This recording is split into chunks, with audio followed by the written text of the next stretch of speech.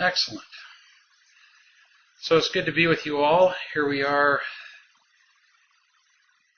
on another lovely Tuesday evening, and on this occasion, we're broadcasting from Phoenix, Arizona.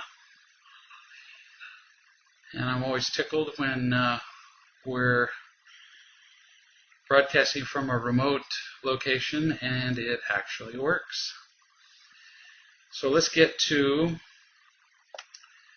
our first viewer's question. Here's somebody who says, I was involved in the process called inner bonding, which gets around the problem that you have raised of not being able to love yourself, because the process involves connecting with a source of love outside yourself, God or a higher power. The trouble was I couldn't seem to do this, so I got stuck with this process and ended up feeling worse because I could not seem to connect or plug into this source of love that would then enable me to fill up. I was also told that God or this higher power is an energy all around us all the time. So if I couldn't connect to it, then I was the problem. I was resisting. I was not opening up. I was being in my wounded self. Perhaps this was true, but knowing this made me feel all the worse. That there was this loving power all around me that somehow I couldn't connect to. So I felt bad. So what do? Well, look how we're taught about what God is from the time that we're little children. The two most common words that are associated with God are love and Father. And wow, look at the terrible connotations that are associated with those two words. You know, we see love as a thing that is traded. We see love as a thing that comes and goes, that is associated with bitterness, with disappointment, with expectations. Love has great moments, certainly, but the disappointments associated with it are just as great. And, pretty much everybody knows that losing feels worse than winning feels good. So many people get to the place where they would just as soon not experience love because of the pain associated with it. And so they give up on it. So that then when somebody comes along and says, God is love, well, people get to the place where it's like, thanks, but no thanks, not interested. So pretty understandable that they would. And it's almost unavoidable that we would impart to any divine character or divine power what we have come to know in human beings. How could we not? When somebody says God, and you can use any word you want to when I use the word God, divine source, higher power, whatever you want. I'm going to use God because it's just easier to say and quicker than adding all those other synonyms. But when somebody says God is love, how could we not, in our heads, connect that with the kind of love we've known? How could we say, well, God is a completely different kind of love than we've known? That would just be utterly impossible. And so we assume that God is simply more of the kind of love that we've known, and wow, it would be pretty impossible for you to want to eagerly embrace an experience with more of that. And so, when here are people telling you that you're resisting, not opening up to that kind of experience, well, my response would be, well, duh, yeah, I'll bet you are. Or I'll bet you have been. Which is, one of the remarkable things that I've seen in real love, which is that as people have positive experience with feeling unconditionally loved by each other, they begin to open up to exactly what you're talking about, which is opening up to this higher power, this divine source of love that really is all around us. And then we make available to us a more infinite source of love. And, the other word that we associate with God is Father. A very common association. And, many people are not eager to have an association with a bigger version of the one they've already got. So it's pretty easy to understand why people have a difficult association with a higher power. Hence the need for many of us to change our understanding of what love and Father can be by having more positive associations with loving people here, with people who can essentially reparent them and redefine what a loving Father can be. That opens up the possibility for a loving, eternal parent. It really pretty much changes the world, eternal world, so to speak. Here's a viewer who says, is it possible to have a sexual relationship early on in dating while we're learning to be unconditionally loving? Well, I suppose. I guess I would ask, is it possible to eat an entire pecan pie 3 times a day while trying to lose weight and become physically fit? Because it's a similar question. It's too distracting. What we want to experience in a relationship is unconditional love. Love given without expectations of something in return. Love given without the taint or distraction of imitation love, getting and protecting behaviors, trading, without expectations, without all that disappointment, without all that stuff, without all the impurities. And if you have a sexual relationship early on in dating, you introduce all that stuff. It's like introducing cocaine early in your relationship. Now, sure, is it fun? Oh, yeah, no doubt. But now you don't know what your relationship is based on. It's so fun.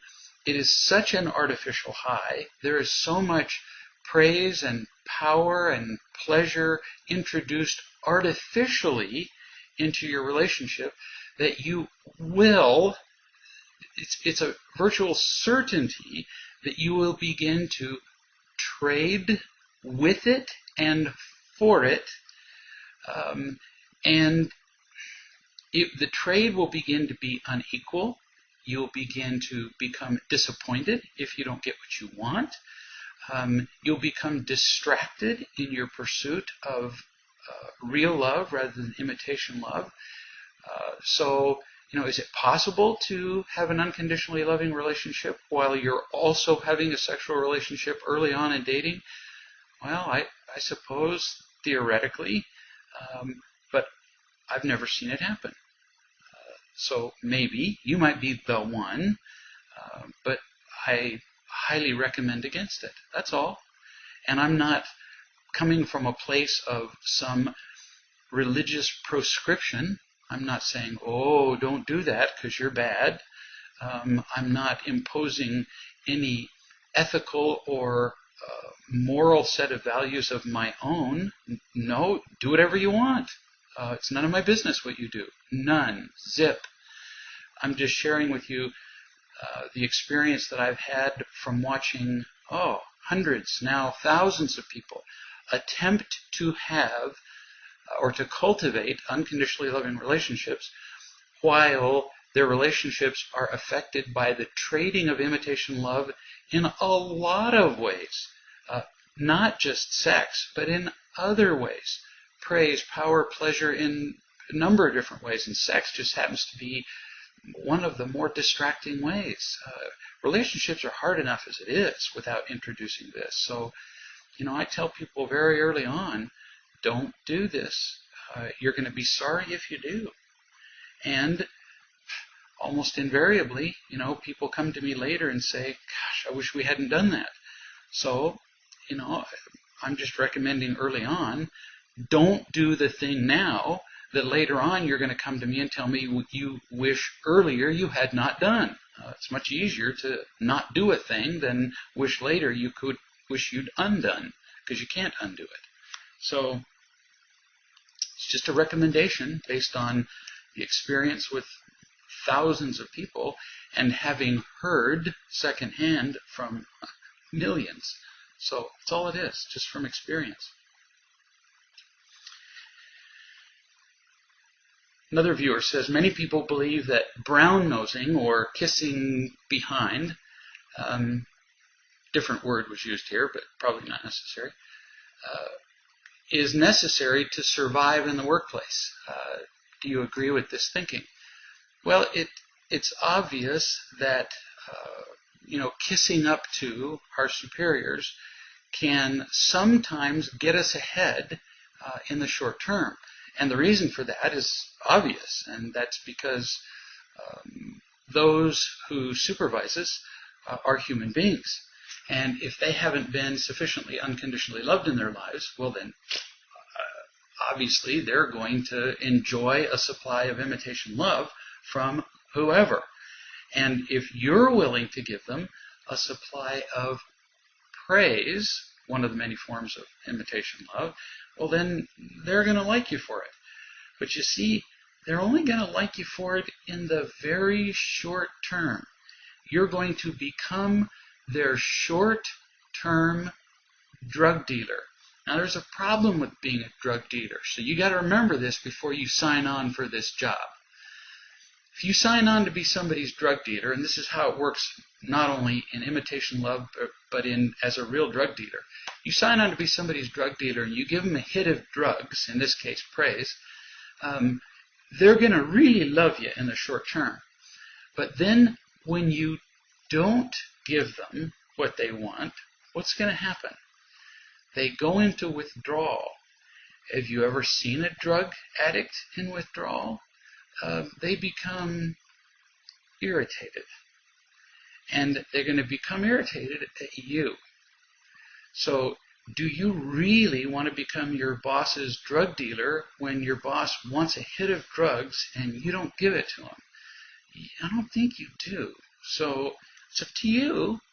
But once a brown noser, always a brown noser, or you're stuck, honey, because the boss is going to kick you.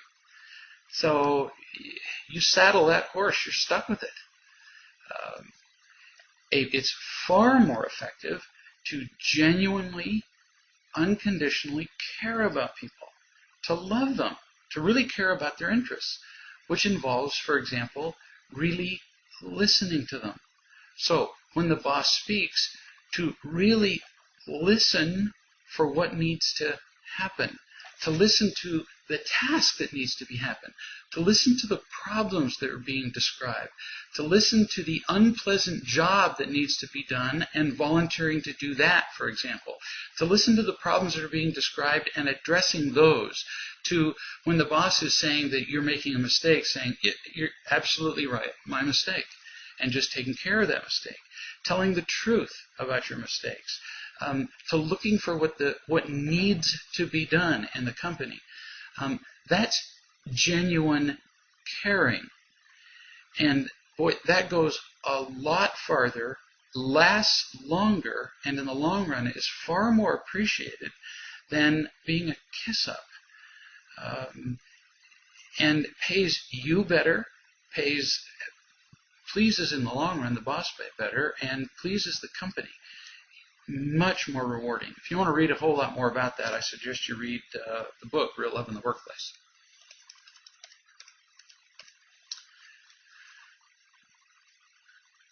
Here's a viewer who says, I have a daughter, and her daughters, two daughters, ages 3 and 6, live here with me and have for the last 4 years, since she left her drug addict husband.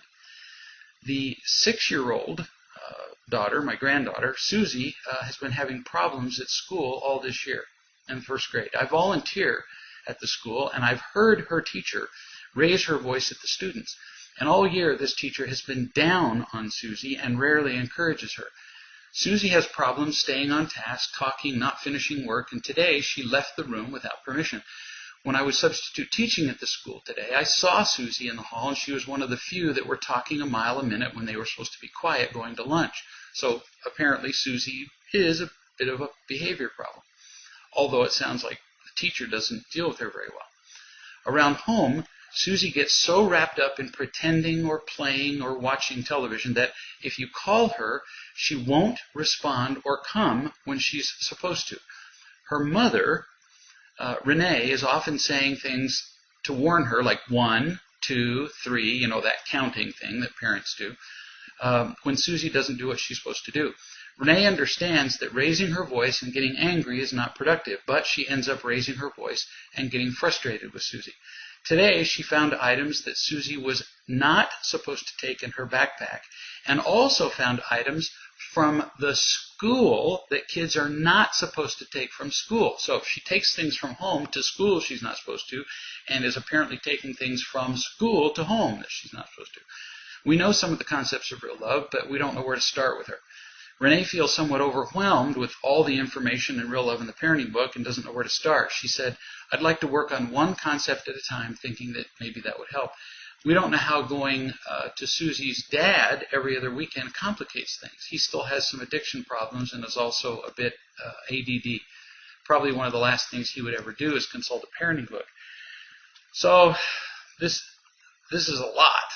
So you've got a parent who's just learning about real love. You've got a child who has behavioral problems. But you have to start somewhere. So I would recommend that the mother and you read the Real Love and Parenting book all the way through.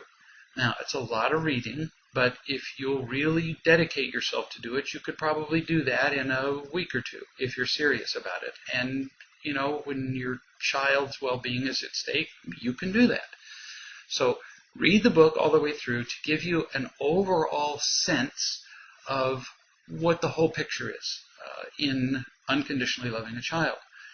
Then start over to read it again slowly. So read it through quickly once just to get the picture. Just read it through just to get the overall sense. Then read it through a second time slowly to underline and highlight it and really get the details. One of the most important things you can do right from the beginning is to understand that it's imperative to never express disappointment or anger at a child. If you had to pick one thing, that would be it. Because every time you do, what this child hears is, I don't love you. So you can get all the rest of the book gradually, but that's one you can't get gradually. Because each time we express that at a kid, it's just devastating. It's like hitting her in the head with a hammer. It's that awful for a kid. So that's one principle that if we get that one gradually, it doesn't really matter what other principles in the book we get. Then, bit by bit, you'll learn in the book that learning to demonstrate love to her is the most important thing. Love her and teach her. And then you'll learn that it's really one thing, love and teach. Then gradually imposing consequences. Now, sometimes in the short term, you may need to learn to impose consequences because your behavior gets kind of out of control. And I'm just going to give you maybe an example so you get the drift of it. But this business of not expressing anger at her is huge. So like, you're calling her and she's not coming. And it's imperative that kids get that there are some things that they just have to do. And what we tend to do is very inconsistently we love and teach them. We do it when it's easy. We do it when we feel like it. We do it when it's convenient. And as a result, we just confuse the trash out of these kids. Because sometimes we teach them, sometimes we don't, sometimes there are consequences, sometimes they're not. And kids end up living in a world that is just capricious. Sometimes lightning strikes, sometimes it doesn't. They have no idea what to make of this. So when you call a child and they don't respond, first you have to make sure that you call her loudly enough that her ears can hear. I mean loud, not angry. There's a difference between loud and angry. Most of us, as kids, all of our lives, only ever heard loud done angrily. Get in here! That's the only time we ever heard loud. Well, you can call loud without being angry. If you doubt that, go to a football game. And you hear people cheer loudly, but they're not angry. So we can do that with our kids. So you can call, Susie, it's time to come and eat. And you can say that very loudly. Susie, it's time to come and eat. You can say it very cheerfully. Then if she doesn't respond, you immediately, after you've called her maybe twice, go into the next room, and if she's watching television, you turn off the television, and you describe this to her ahead of time. And you say, so now we're turning off the television, and you will not watch television for the rest of the evening. You make it a reasonable consequence. So you didn't respond, so you won't watch television the rest of the day or evening or whatever it is. Not as we sometimes tend to do, which is overreact and say, so now you won't watch television for the rest of your life or a week, or when you're 6 years old, not watching television for a week seems like you got to be kidding. That's like a truck wreck. So, the rest of the evening. Now, I can guarantee you that when you say you can't watch television the rest of the evening, she's going to say, oh, well, I didn't hear you. Try this as an experiment sometime. When she's watching television and you say, Susie, we have ice cream. You'll be amazed at what she can hear. It really is selective deafness. And so what you say to her is, I don't believe you. I believe that you've trained yourself to not particularly want to hear it, and so it's like this. You're going to lose watching television the rest of the day, and when you know that when you don't hear me, you're going to lose your television privileges, what will happen is you'll learn to be listening in the back of your mind for when I call you. It will become more important to you. It will. And this will happen to her. She'll start to, instead of being zoned in, because see, things become more important to kids when you give them a reason.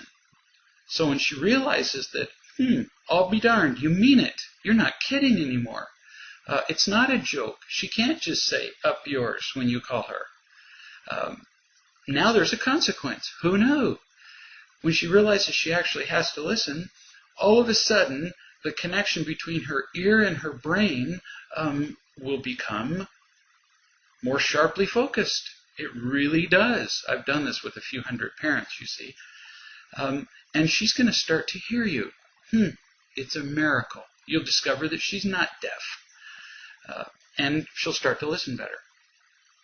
So there's just, as we give children consequences for their behavior starts to change. They just have to pay a price.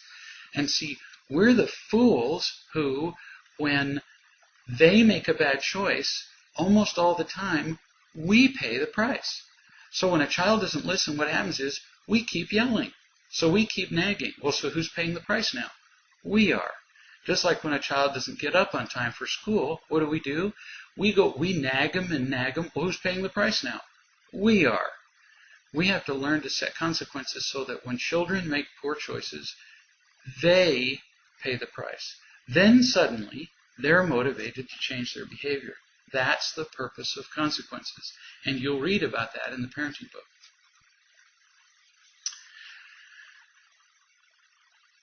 This viewer says, I have a good friend whose husband is my accountant.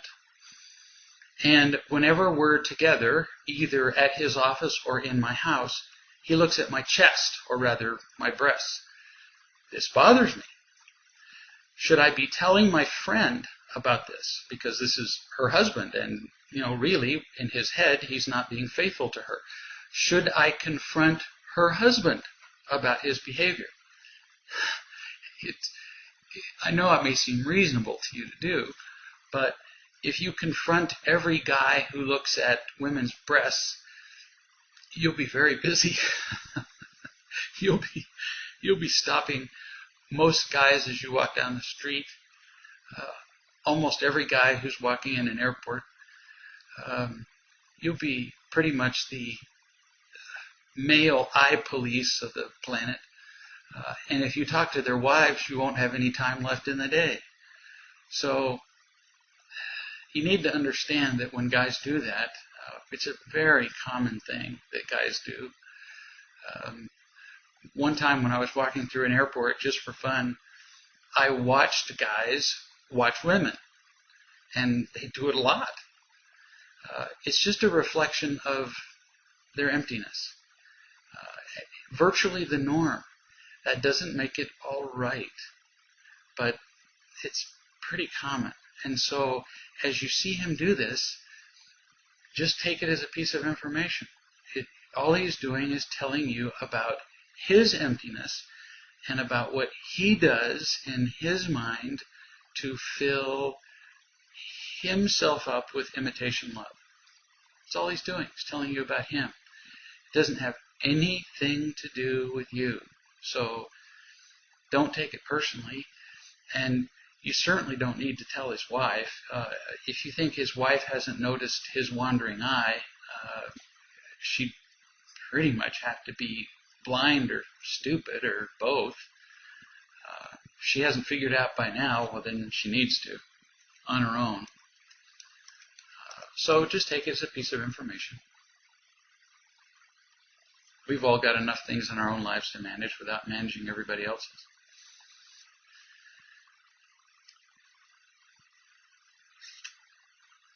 Here's a viewer who says, I have a teenage daughter, and we get along pretty well. I don't really care how she keeps her room. She doesn't keep it all that clean, but frankly, I'd rather worry about more important things in her life and let her make her own decisions about her room. But my husband wants to control everything in her life, including how she keeps her room. And he wants me to hold her accountable. So he yells at me because I don't make my daughter keep her room cleaner. What should I do about this? Well, if you don't want to make your daughter keep her room clean, you don't have to. If your husband wants to make your daughter keep her room clean, he can, but the price will be pretty high. Anytime we attempt to control somebody and make them do something, it gets pretty scary because people really hate it.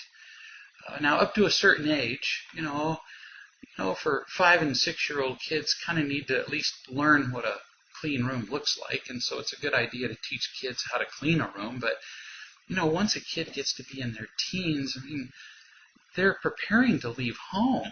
They're preparing to be adults. So, telling a 14-year-old kid or a 15-year-old kid who's only just a few years away from leaving home and establishing an independent household, telling them how to clean their room when it's their own room is kind of insane, isn't it? Why don't you just shut the door and leave them alone? Now, that's my opinion. That's mine. You might share that with him and say, what matters most, the thing that our children are, when our children leave home, they're going to leave home with an impression of what it was like to grow up in our home. They are. And then they're going to decide. Then they're going to make a decision. Tell him just like this. Our children are going to make a decision whether they're going to want to continue to associate with us. Now think about this. Think. And you might say to him, I'd like you to listen to what I have to say all the way to the end before you interrupt me. Our children, when they leave home, are going to make a decision whether they're going to want to be with us or whether they're going to avoid us. So we need to think. They're going to base that decision on whether they felt loved here or not. Now, that doesn't mean that we shouldn't teach them. Heaven knows we need to teach them. But I wonder whether it's all that important that this child has a clean room, and whether we want to badger this child and hound her and yell at her to keep a clean room, or whether it would be more important to say, I trust you enough to keep the room as clean as you wish, and let's talk about more important things. I wonder which would be more important. Ask him that. And then you might say, now, I believe it's more important to talk to her about more important things, like how to love people, how to be responsible, how to prepare for socializing with other people, how to prepare for having relationships with people, how to love, in other words. I think it's more important to talk about those things than how to clean her room. That's a lesson for a 6-year-old. So I choose not to bother her about cleaning her room. In fact, that's my choice. I'm not going to do that. I'm not going to ruin my relationship with her. Now, if you want to ruin your relationship with her by hounding her about her room, go ahead. But my choice is not to do that. And I choose not to have any discussions about that. So if you want to bother her, you can. But telling me to bother her about it, I won't do that. I'm not going to ruin my relationship with her. So if you want to have that done, you will have to go ruin yours with her. But don't appoint me to ruin mine. So you can do what you want, but that would be how I would suggest you might have a discussion with him. Why should he appoint you to go do it for him? What a cheap and lazy thing to do. He wants to avoid all the difficult stuff in the house and have you go and ruin it with her. It's kind of lazy on his part. But of course, the choice is yours. Here's a viewer who says, my husband yells at me because I don't always have breakfast and dinner prepared on time every day of the week for him and our teenage daughter. But I have a full-time job, and I often don't get home until like 7 o'clock at night. And he gets pretty angry about this, about my not having dinner and breakfast and dinner prepared. So I wonder, if I'm loving, shouldn't I just do what he requires so that he doesn't get angry, so that he's happy? Oh, this is such tempting reasoning. But being loving does not mean that you have to please everybody around you and eliminate their anger. Of course, that's what they'll tell you. People around you will say, if you love me, then you will do everything I tell you to do. And if you don't do everything I tell you to do, then I will become angry and it's your fault. Of course, that's a lie. Because if they were loving enough, they would never become angry. So you've got to get it into your head that when somebody tells you that you have made them angry, that is an enormous lie. And you do not have to do everything that they say.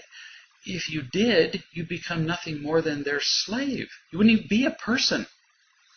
So, easy logic. If you had to do everything some other people said, you're not really having a relationship with them. You're just really a hostage to them.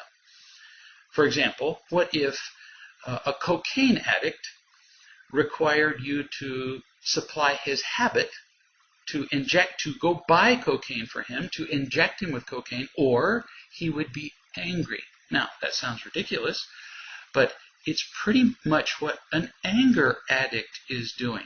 An anger addict is saying, unless you do this and this and this, I will be angry. And you're caught right up in the cycle of an anger addict's addiction. You do not have to do everything an anger addict says. His addiction is his own, and he has to learn to deal with his addiction independent of yours, independent of your behavior. So his addiction's his problem. And it's just as wrong to be an anger addict as it is to be a cocaine addict. Now, that does not mean that on occasion you wouldn't do something loving for somebody while they're angry. You might choose to do that, and that would be okay. But now back to your situation. So what do you do with somebody who's yelling at you that, you've got to have breakfast and dinner ready every day of the week, or you're a terrible person, a terrible mother, and a terrible wife? You simply address the problem. You simply address the issue without reacting to his anger. He's on the field of death. He's stomping around like a 4-year-old brat, screaming and having a little tantrum. He's holding his hand out to you on the field of death and inviting you onto the field of death, saying essentially, come and die with me. Well, just because somebody issues you a perfectly good invitation to death doesn't mean you have to accept. So, don't accept the invitation. Simply deal with the situation. And you, just as calmly as can be, address the problem. And so you say, oh, well, let's sit down and let's see how we can address your concerns. Just as calmly as that. And I can tell you that when you address people who are furious calmly like that and say, oh, let's address your concerns and see if we can give you everything that you want. Angry people will sit down with you because, after all, angry people are always one thing, selfish, every time. And when you tell an angry person, let's see how we can get you what you want, they'll sit down and talk to you. So you sit down and you say, now I'm making up the numbers because obviously I don't know your entire situation, but just kind of follow the pattern. So you sit down and you say, so let's go over the situation. In a given week, with breakfast and dinner and blah, blah, blah, blah, you want me to have prepared and actually write it out. Go Monday, breakfast, Monday, dinner, blah, blah, but you write it out on a piece of paper. So that would be 10 meals. And, it might be more than that. I don't care. I'm just looking for a pattern.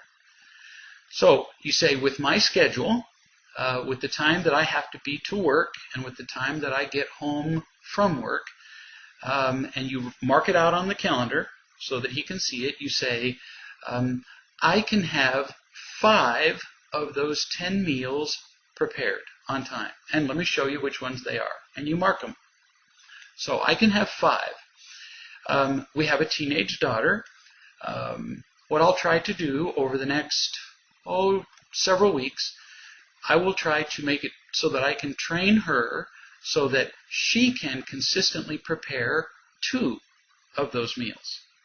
Of course, that would mean that she would have to give up some of her homework preparation time, but I think we can do that.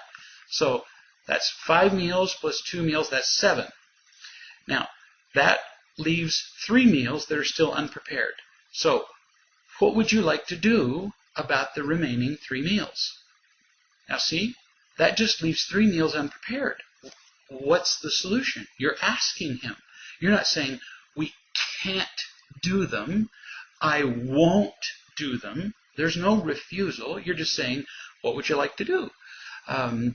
You might even propose solutions. You could say, would you like to prepare them? Would you like to arrange for takeout?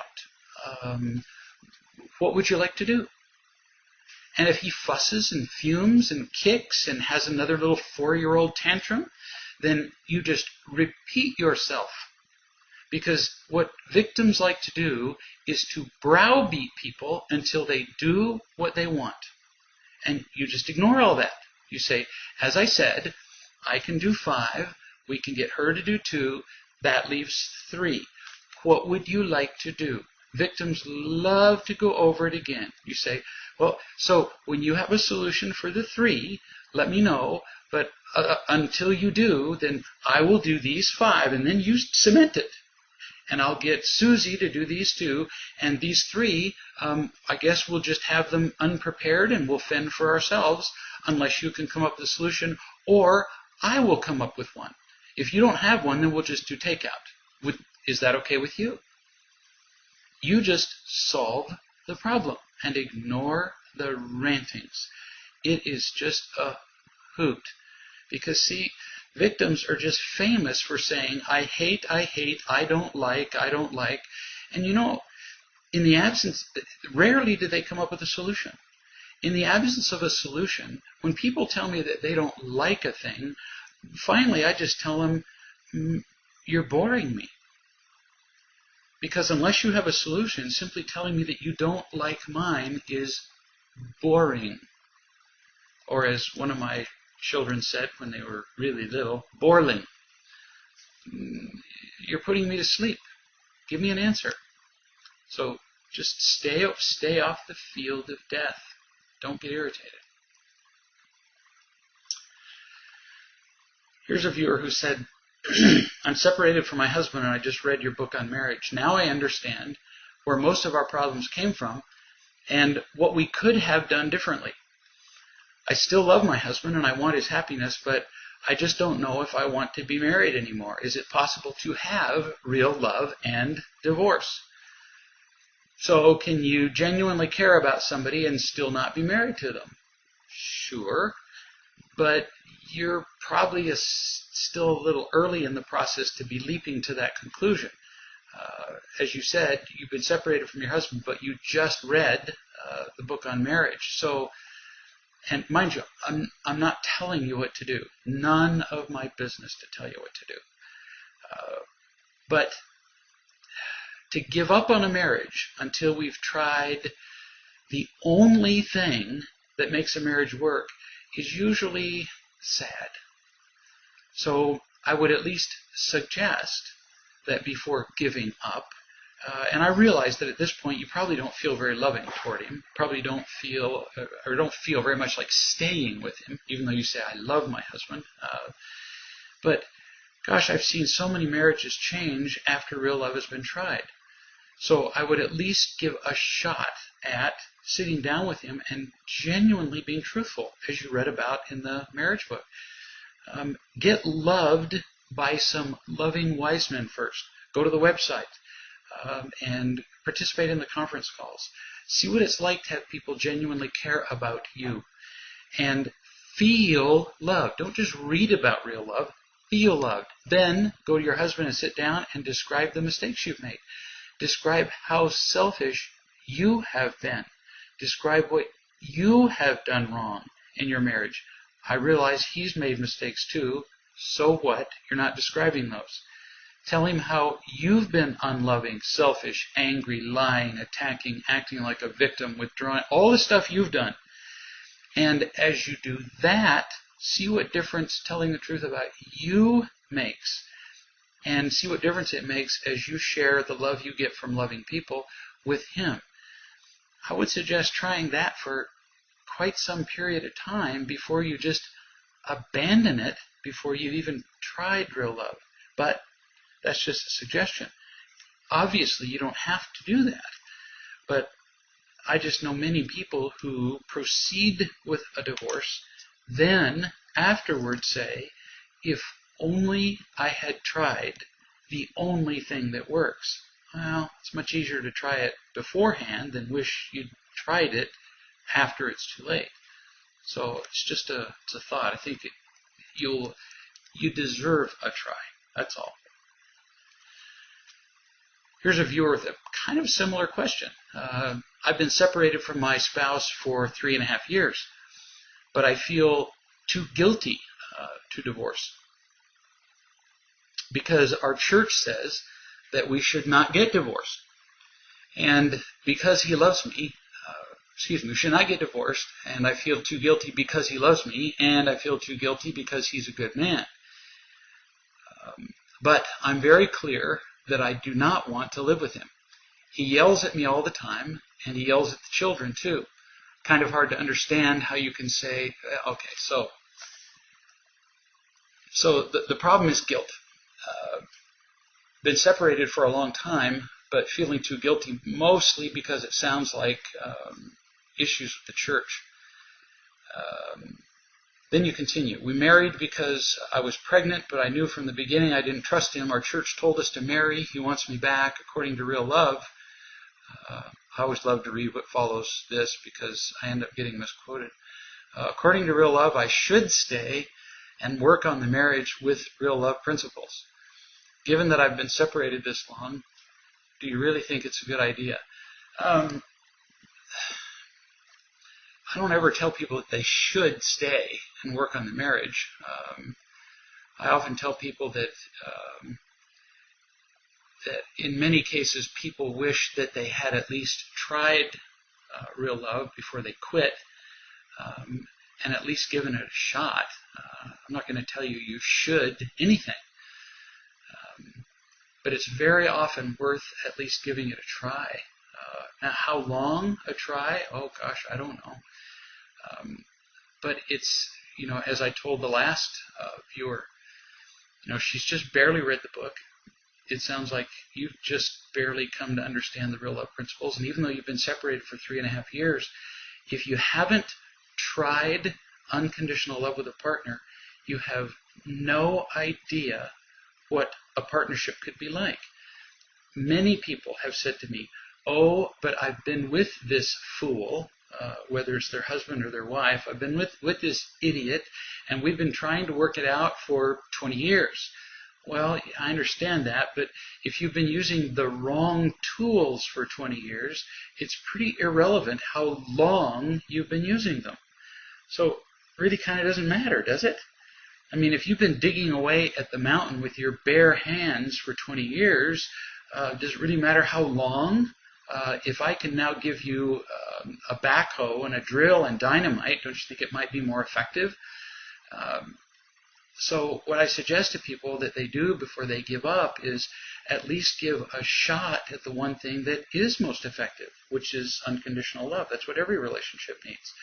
So you might try what I was just suggesting to the last viewer, which is to find real love for yourself, to tell the truth to him about all the mistakes that you've made, and see what difference it makes. Now, if you do that, then you need to observe the effect it has on him. And as you suggest here, if he's yelling at you all the time and yelling at the kids all the time, and if in the process of trying real love with him, and that doesn't necessarily mean that you need to move back in with him. I'm not saying that. But if in trying to share the truth with him and in loving him, he continues to yell and be abusive, and you feel like it's just crushing psychologically and physically to your emotional and physical health, and psychologically damaging to your children, staying married to somebody who is going to emotionally destroy you becomes kind of a form of emotional suicide, and often that's horrifyingly damaging to your children. Now, under those circumstances, how can you justify staying in a marriage like that where it's going to kill you and kill your kids, no matter what the church says? So, I'm not telling you what to do. I'm just saying, how can the church say, stay with a guy who's killing you and your kids? Not only emotionally, but in some cases, when people become emotionally damaged enough, it literally, physically kills them. So it's your choice to make. I'm just saying some marriages need to end, and I can't make that decision for you and your particular marriage, but it's something at least to consider.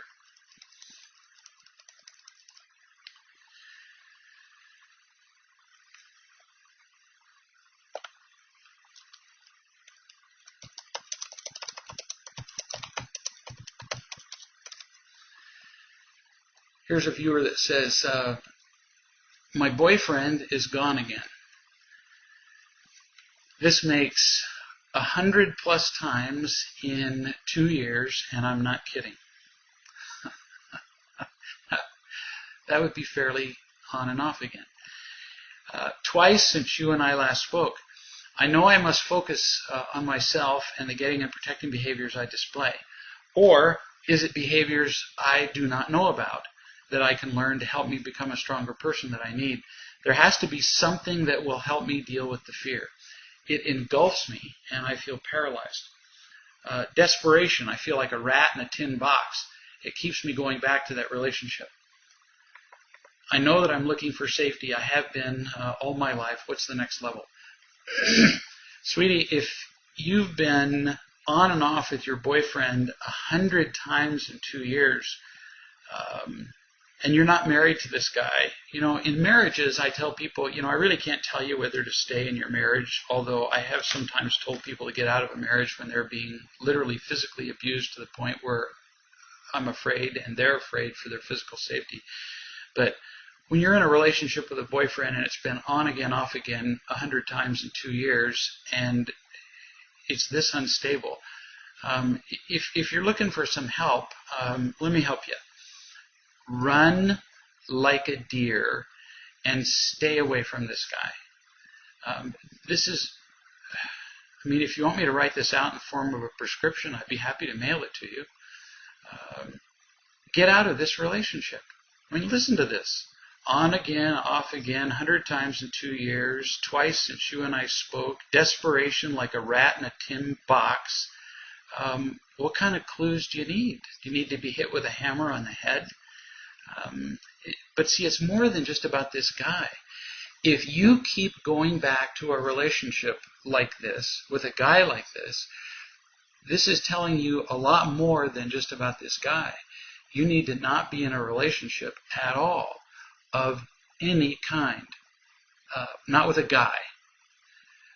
So for quite some time, and I would recommend that it be at least a year, look at me really carefully here and watch my lips. You need to not be in a relationship with a guy for a year. You need to be in a group of women. You need to participate in the conference calls. If possible, participate in a live group with women if you're anywhere near a live group. And participate in the calls and get to know women well and learn what it's like to be unconditionally loved by women well, thoroughly, until you get a feeling that you are completely at peace. Look at you. You say, I know I'm looking for safety. I have been all my life. First, you need to feel unconditionally loved by women and safe with them. Then you need to learn how to have some unconditionally loving relationships with some safe men, with some old, scruffy, scraggly, ugly guys with whom you will never have a sexual relationship, an intimate relationship, some old, like, father figure sort of men, because you don't know how to have relationships with men, some old, scruffy guys like me, some old father kind of guys, because it's pretty clear you don't know how to experience unconditional love at all. So first do that with women. You don't know how to have unconditional loving relationship with men. You need to learn how to do that. Then after you do that, then you need to ask the men and women with whom you are having these unconditionally loving relationships with, after about a year, at some point you need to say, so ask about 8 or 10 of them. Do you think I'm ready for a relationship with a man? And if less than half of them fall off their chairs, rolling on the floor laughing, then you might be ready for a relationship with a guy. I'm not kidding. I've been in men's groups for years and years, and those are the criteria that we use. I'm serious as can be.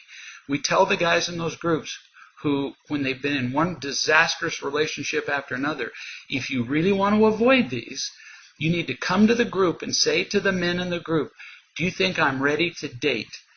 If the guys in the room fall on the floor laughing, there's a clue there.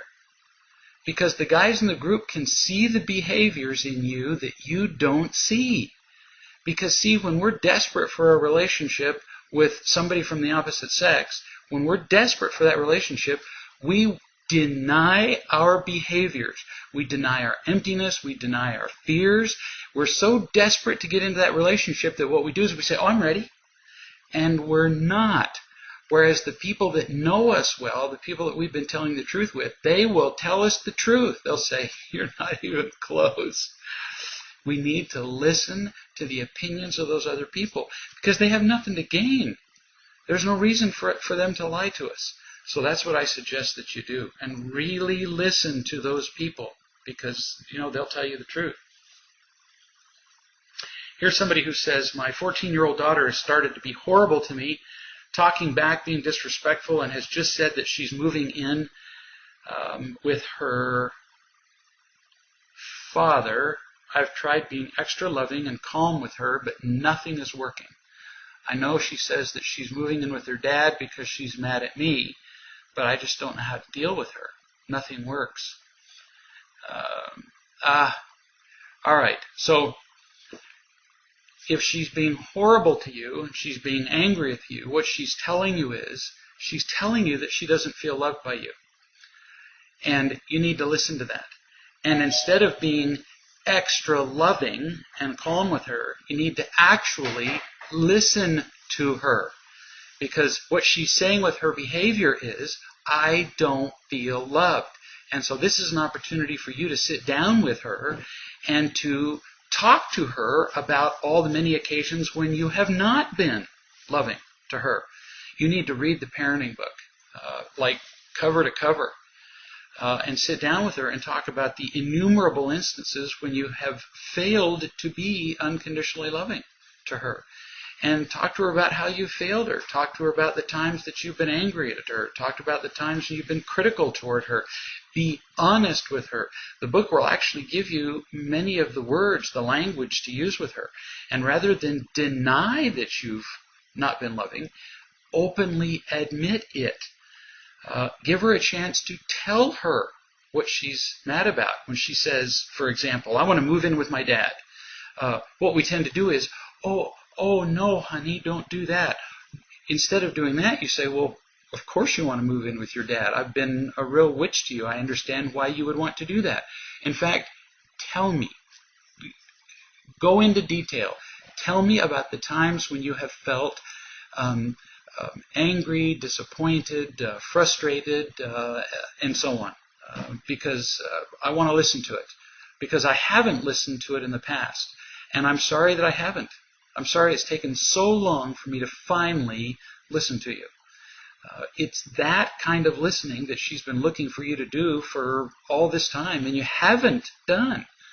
So give her a chance to finally talk to you. And when you listen, that's the kind of thing that will tend to make her want to stay. Although you can't listen to her so that she will stay, because that then just becomes another form of manipulation. And if you're doing it so that she'll stay, she'll sense that you are manipulating her, and it won't come across as loving.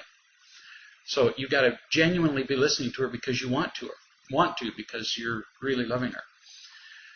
So it's been fun talking to you here from Phoenix. A week from tonight, we'll be back in Georgia, and we'll be talking to you then. I look forward to that. Between now and then, as always, it's always about real love. Look forward to talking to you then.